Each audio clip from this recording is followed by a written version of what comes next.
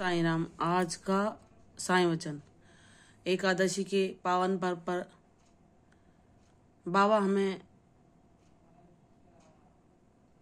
विष्णु भगवान के रूप में यह सिखाते हैं कि जैसे विष्णु भगवान अपनी समाधि में रहकर भी हमेशा संसार का पालन करते रहते हैं, वैसे ही वह हमें यह प्रेरणा देते हैं कि हमें अपने सभी कर्तव्य कर्मों का पालन निस्वार्थ भाव से करना चाहिए।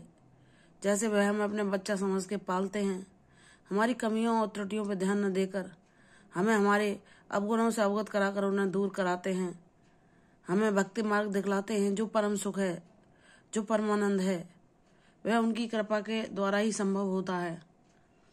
वही हमें इन पावन उत्सवों से, जैसे एकादशी का पर्व है, वही हमें इन पर्वों से जोड़ते हैं। वही हमारे अंतःकरण में पवित्रता लाने के लिए हम ईश्वर सुमरन हर पल करें, यह सिखाते हैं। क्योंकि हम मानव जीवन हमें सिर्फ ईश्वर की प्राप्ति के लिए मिला होता है,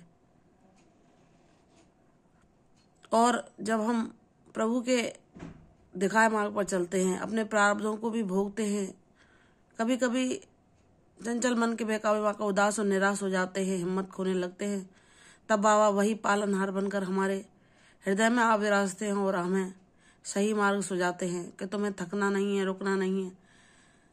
ईश्वर की भक्ति का मार्ग इतना सहज नहीं है कि उसे हर कोई पा सके, हर कोई उस पर चल सके और हर कोई अपनी भक्ति के उद्देश्य को, अपनी मंजिल को प्राप्त कर सके।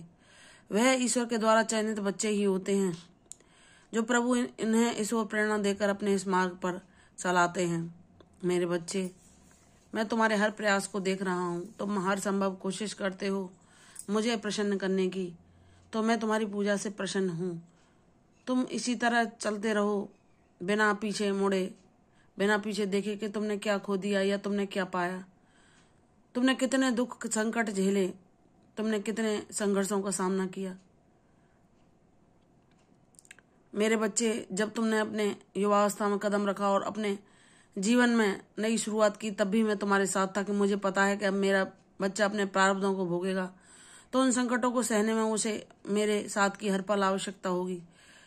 मैंने जब कई जन्मों से तुम्हें थाम रखा है, तो हर पल मैं तुम्हारा गुरु बनकर तुम्हारे साथ रहता हूँ, हर विपत्ति से तुम्हारी रक्षा करता हूँ, तुम्हें शक्ति देता हूँ उन संघर्षों से जूझने की, उन विपत्तियों को सहने की जहाँ सामान्य मनुष्य अपनी मनोबल शक्ति से हार जाते हैं। तुम्हें वह शक्ति मैं ही देता हूँ जब तुम हर परिस्थिति पर विजय प्राप्त कर लेते हो। तुम ऐसे ही मेरे बच्चे बनकर मुझ पर विश्वास करके अपने मार्ग पर चलते रहो और अपने कर्तव्यों को वैसे ही करते रहो जैसे मैं तुम्हें मार्ग दिखा रहा हूँ।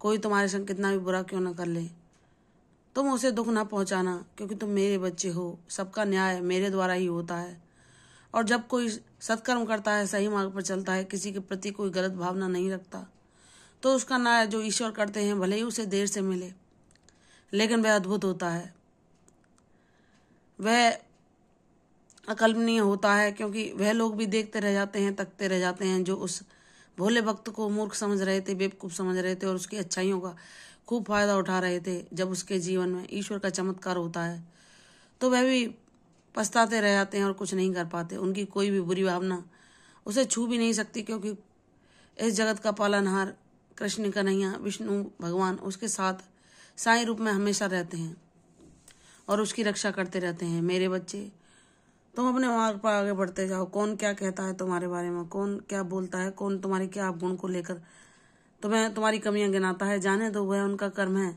वह ऐसे ही हैं, उनने जो सीखा है, समझा है, वही दूसरों को देते हैं। लेकिन तुम्हें तुम्हारा गुरु है सिखाने के लिए, तुम्हारे जीवन में हर पल पर तुम्हें मार्गदर्शन देने के लिए। अपने गुरु के संकेतों को सुनो, उन पर अमल करो, तुम्हारा जीवन सुखमय होगा। सब संकट शीघ्र ही तुमसे दूर हमेशा हमेशा के लिए हो जाएंगे। तुम्हारे जीवन में शांति, भक्ति और समृद्धि सदैव के लिए स्थिर रूप में वास करेगी। यह मैं तुम्हें आशीर्वाद देता हूँ। मुझ पर विश्वास करो, तुम्हारी जीत अवश्य होगी।